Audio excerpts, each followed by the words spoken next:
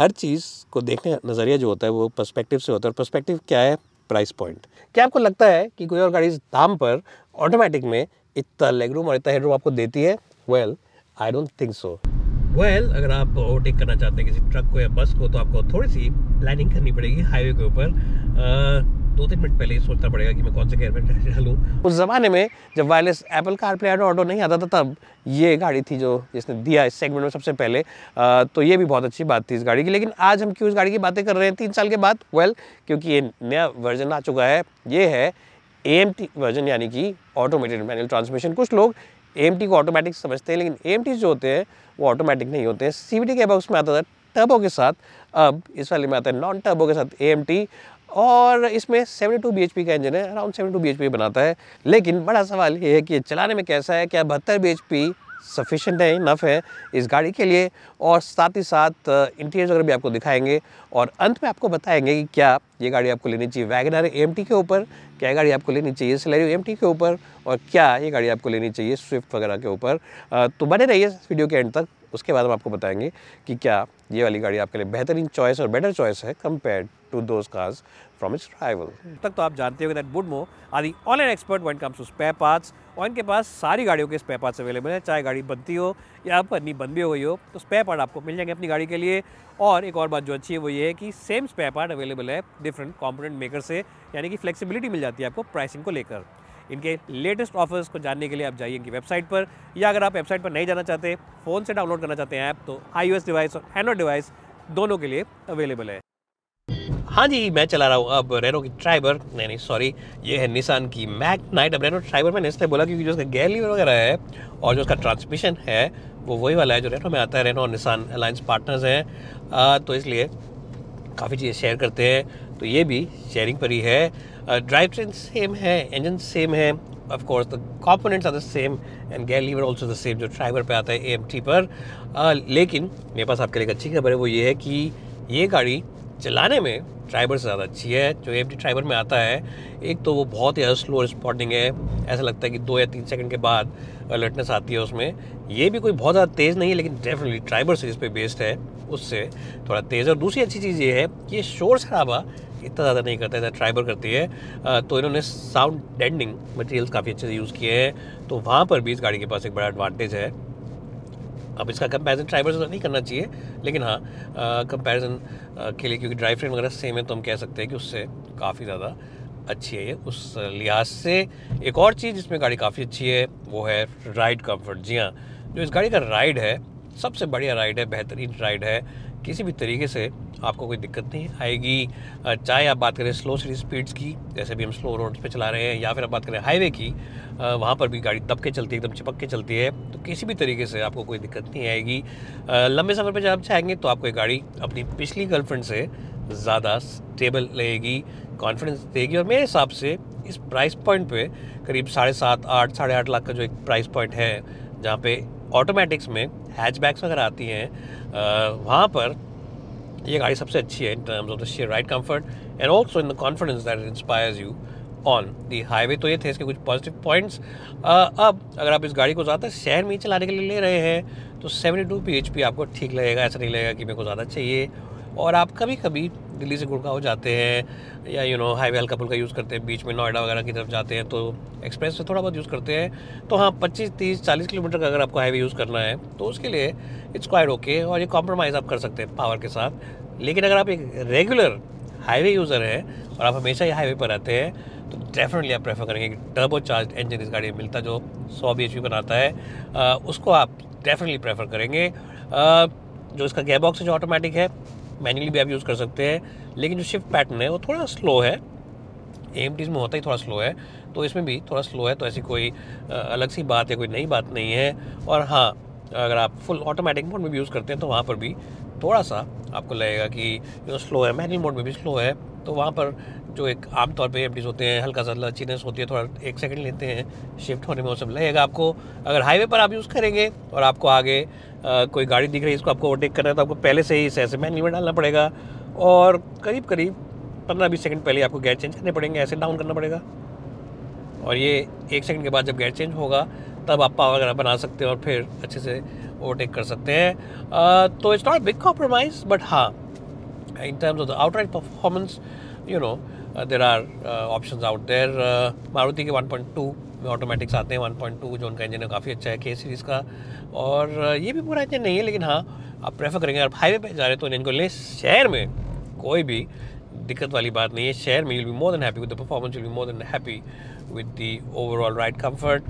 अगर आप बात करते हैं इसके नॉइज़ लेवल्स की, जैसे मैंने पहले बताया हाईवे पर कोई दिक्कत नहीं है, नॉइज़ आइसोलेशन काफ़ी अच्छी है, और शहर में भी जब भी आप इस गाड़ी को रेव करेंगे तब भी आपको ज़्यादा दिक्कत वगैरह नहीं आएगी। तो in those things this is a good car, it's a good package and something that you can look forward to, and not really a big compromise in that department. And I think in the driving department I'll give it a good score of 87 out of 100. Obviously सब चीज़ें price के हिसाब से देखनी पड़ती हैं। अगर price इस गाड़ी का बहुत ज़्यादा महंगा हो तो आप कहेंगे कि अरे बाप रे गाड़ी महंगी क्यों कर दी है इतनी ज़्यादा, तो प्राइसिंग इस गाड़ी काफ़ी अच्छी रहने वाली है। मैनुअल वर्जन से करीब 40 से 50 हज़ार का एक गैप रहने वाला है ऊपर की तरफ, तो definitely for the price that it offers, the hassle-free nature is definitely worth the price, and definitely worth buying it over the manual versions if you drive primarily in the city.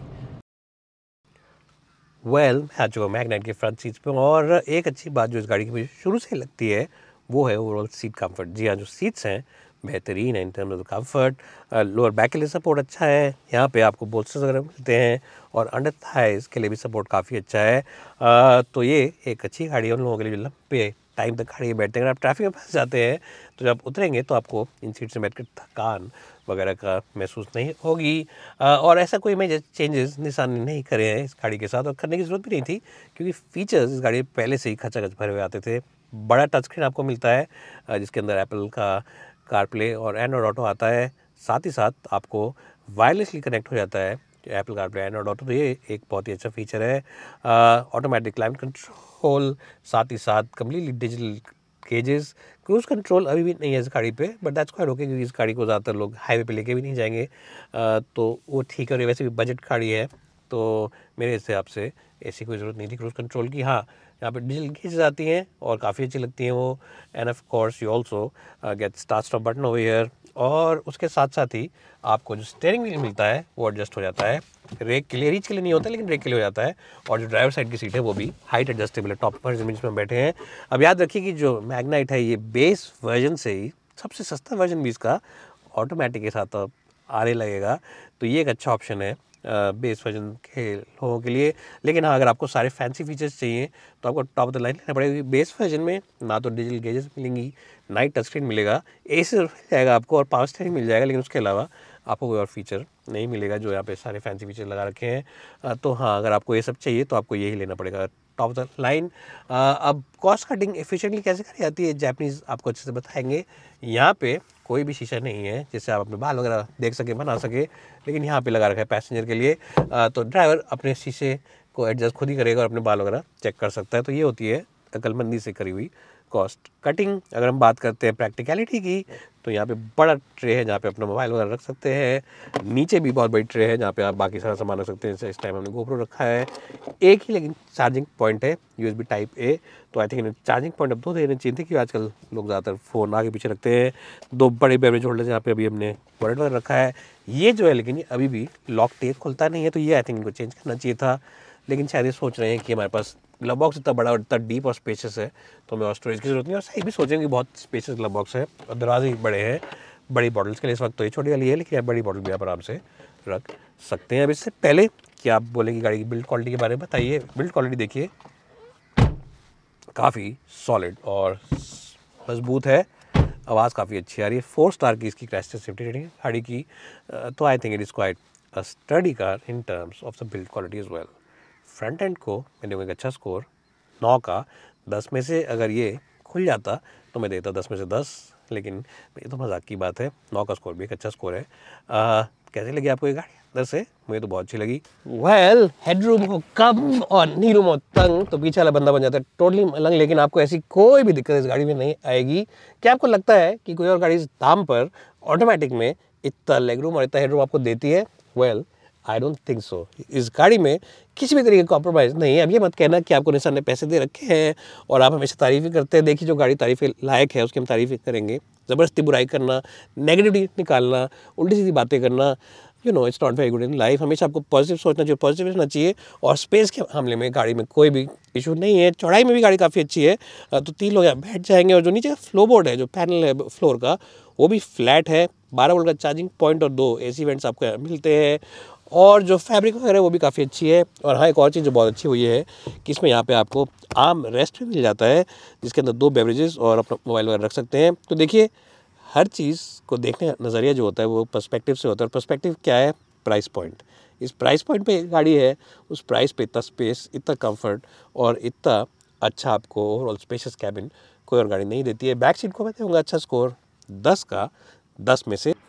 तो आपको डिग्गी दिखाने से पहले जल्दी से बता देते हैं इस नए बैच के बारे में। ये है इजी शिफ्ट बैच, और यही एक मेजर डिफरेंस है पूरी गाड़ी में बाहर से जब देखेंगे compare to the regular version of the Magnite. अभी से खोलते हैं बूट को, और जब बूट खोलेंगे तो आप देखेंगे कि वही पहले की तरह बेहतरीन बूट है, डीप एंड स्पेशियस है, काफ़ी चाकोर है, तो आप बड़े बैग्स वगैरह आराम से रख सकते हैं, कोई दिक्कत नहीं आएगी आपको। और सस्पेंशन वगैरह भी इंट्रूजन नहीं कर रही है। हाँ, लोडिंग स्टिल ज़रूर है, तो आपको थोड़ी सी कसरत करनी पड़ेगी बैग्स को उठाने में, हल्की सी कसरत तो लगेगी देखिए। लेकिन जब डिक्की इतनी बड़ी हो, जब स्पेस इतना अच्छा हो, तो कोई भी दिक्कत नहीं आती है। बूट को आप देंगे अच्छा स्कोर 8 का 10 में से। तो ओवरऑल मेरा क्या वर्डिक्ट है इस गाड़ी के साथ? तो क्या आपको लेनी चाहिए, क्या आपको इग्नोर करना चाहिए, या फिर आपको मारुति के शोरूम जाके इसी प्राइस पर वैगनर वगैरह कोई गाड़ी ले लेनी चाहिए? मेरे हिसाब से अगर मैं इस गाड़ी को ले रहा होता तो मैं शायद अवॉइड करता और ऐसी जगह मैं खरीदता CVT वर्जन गाड़ी का। थोड़े से पैसे एक्स्ट्रा लाता, लोन ले लेता और 2-2.5 लाख रुपये एक्स्ट्रा मिला के CVT विद द टर्बो ले लेता हूँ। चलाने में बहुत ही अच्छी गाड़ी है, बेहतरीन है, and I think it's the best Nissan Magnite version that is on sale. लेकिन अगर आप अपनी पहली गाड़ी देख रहे हैं और आपको चाहिए ऑटोमेटिक, और आपको चाहिए एक SUV वाली लुक वाली गाड़ी, कॉम्पैक्ट SUV चाहिए आपको, तो ये गाड़ी आपके लिए बिल्कुल परफेक्ट है। थोड़ी सी पावर में ज़रूर कम होगी, हाईवे पे आपको लगेगा थोड़ी पावर कम है, लेकिन ride comfort, space, overall dickey, साथ ही साथ बिल्ड क्वालिटी और फीचर्स इस गाड़ी में भरे हुए हैं, तो कोई भी कॉम्प्रोमाइज़ वाली बात वहाँ पे नहीं लगेगी आपको। और इस प्राइस पॉइंट पर अगर आप मारुति के शोरूम जाएंगे तो वहाँ पर आपको हैचबैग्स ही मिलेंगी जिनके अंदर कॉम्प्रोमाइज़ होता है। और इस प्राइस पॉइंट पर अगर आप जाते हैं मारुति के शोरूम, तो आपको वैगनआर या फिर सिलेरियो लेनी पड़ेगी, जो थोड़ी सी छोटी गाड़ियाँ हैं और साथ ही साथ ऐसा लुक नहीं देती हैं, हैचबैक लुक देती हैं। तो ये लुक्स में भी काफ़ी अच्छी गाड़ी है। और definitely if you plan to buy your first compact SUV which is an AMT और आपका बजट थोड़ा टाइट है, तो ये गाड़ी is the best option out there for you. तो मैं दूंगा इसको एक अच्छा स्कोर 90 का। हर गाड़ी को देखते समय एक पर्सपेक्टिव रखना पड़ता है, और ये जो गाड़ी है ये फर्स्ट टाइम कार बायर्स के पर्सपेक्टिव से बहुत ही बेहतरीन प्रोडक्ट है। इसको मैं दूंगा एक अच्छा स्कोर 90 का 100 में से। So bye for now and thanks so much for watching this video. अगर आपने वीडियो लास्ट तक देखी है तो please don't leave without subscribing to this channel, and also hit that bell icon to receive all notifications first. और अगर आपको नहीं भी अच्छा लगा तब भी प्लीज़ एक लाइक छोड़ जाना, ताकि हमारे को मोटिवेशन मिले और हम आपके लिए ऐसे वीडियोस ज़्यादा से ज़्यादा बना सकें। Thanks guys for watching, and we'll see you in the next one.